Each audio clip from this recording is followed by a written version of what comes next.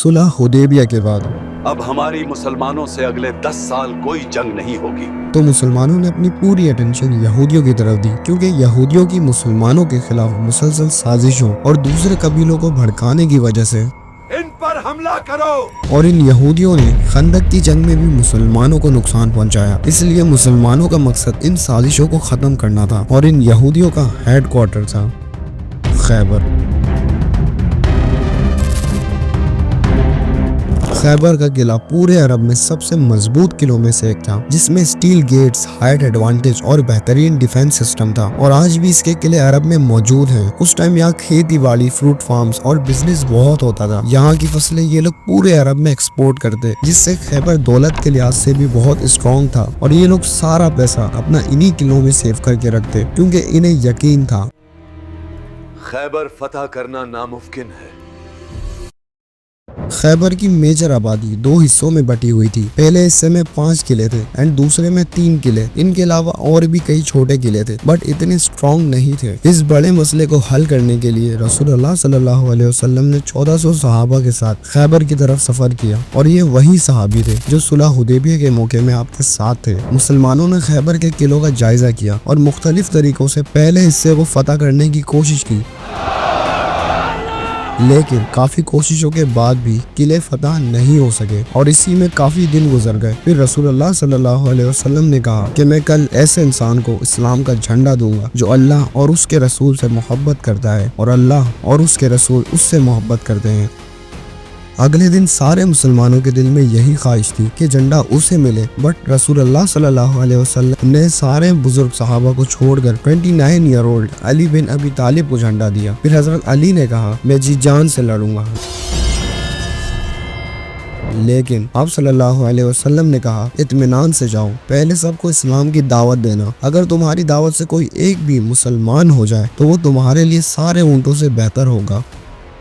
हजरत अली मुसलमानों की फौज लेकर जब किले के पास पहुंचे तो इन यहूदियों को इस्लाम की दावत दी, बट ऑफ कोर्स ये लोग नहीं माने और इस किले में इनका चीफ था मरहब।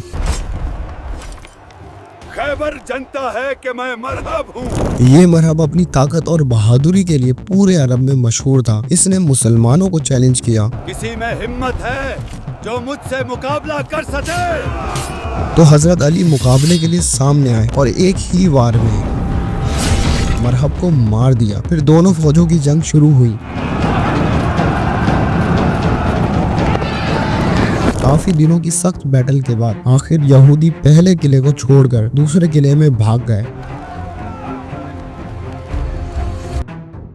3 दिनों की सख्त जंग के बाद आखिर ये किला भी फतह हो गया एंड यहूदी भागकर तीसरे किले में चले गए। खैबर का तीसरा किला सबसे मजबूत किलों में से एक था, क्योंकि ये एक पहाड़ के ऊपर बना था। लेकिन मुसलमान 3 दिन तक लगातार इसे फतह करने की कोशिश में लगे रहे, लेकिन कुछ हासिल नहीं हुआ। मुसलमान हैरान थे। हमने इनके खाने पीने के सब रास्ते बंद कर दिए, फिर भी ये किले के बाहर नहीं आ रहे। तब एक यहूदी जासूस जो मुसलमानों के लिए काम करता था, इसने आकर बताया यहूदियों ने किलों के नीचे गुप्त रास्ते बनाए हैं, जिनसे वो पानी और खाने का सामान किलों में ला रहे हैं और ये लोग ऐसे ही महीनों किलों के अंदर रहकर गुजार सकते हैं। फिर मुसलमानों ने जाकर वो रास्ते बंद कर दिए और कुछ दिन बाद ही यहूदी किले से निकलकर लड़ने लगे। बहुत सख्त जंग हुई एंड इसी तरह मुसलमानों ने और किले फतह कर लिए। अब सारे यहूदी इस आखिरी किले में जमा हो गए, क्योंकि ये सबसे मजबूत किला था जो कि पहाड़ की ऊंचाई में बना था। एंड इसी किले में इन लोगों ने अपनी औरतों, बच्चों, गोल्ड और सारा माल यही रखा था, क्योंकि इन लोगों को यकीन था कि मुसलमानों का इस किले को फतह करना इम्पॉसिबल है। मुसलमानों का इस किले को फतह करना नामुमकिन है। लेकिन अब प्रॉब्लम यहाँ ये थी कि मुसलमान जब भी हमला करने पास जाते तो ये लोग दूर से तीर और पत्थर बरसाते।